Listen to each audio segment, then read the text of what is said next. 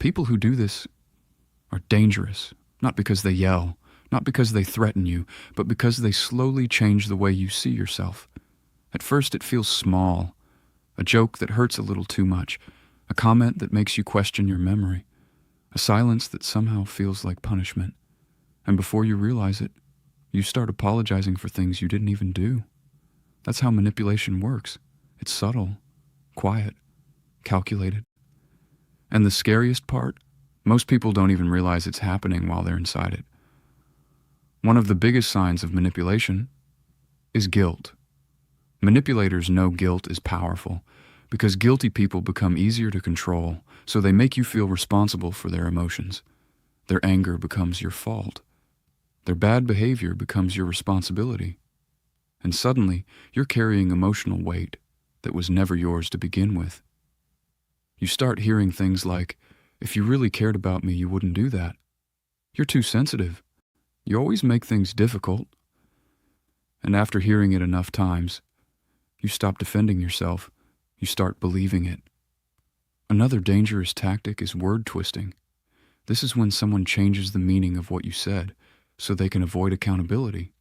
You say, "That hurt me." And somehow they turn it into, "So now I'm the bad guy?" Notice what happened there. The conversation shifted. Instead of focusing on your feelings, you're now defending yourself for even bringing them up. That's manipulation. And it creates confusion, because manipulators thrive in confusion.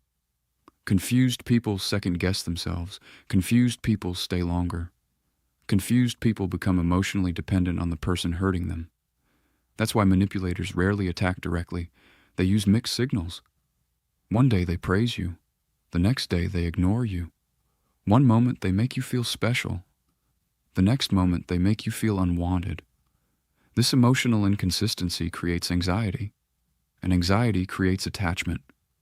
You become addicted to trying to fix the relationship, or get back the version of them that felt good in the beginning.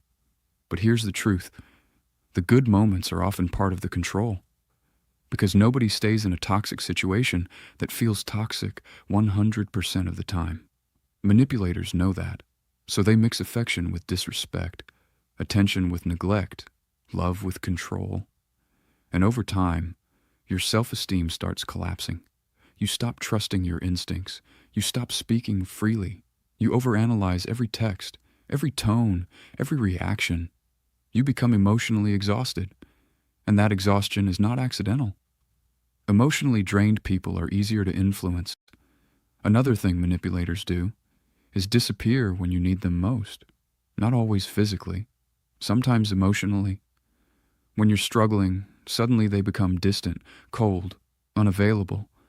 But when they need support, they expect immediate attention. The relationship becomes one-sided. Your role is to give. Their role is to receive. And if you ever complain about it, they make you feel selfish. That's why manipulation is so difficult to spot, because it doesn't always look aggressive. Sometimes it looks caring. Sometimes it sounds calm. Sometimes it even looks like love. But real love does not constantly confuse you. Real respect does not make you afraid to speak honestly. And healthy relationships do not require you to abandon yourself just to keep the peace. Read that again. Because many people confuse emotional survival with love.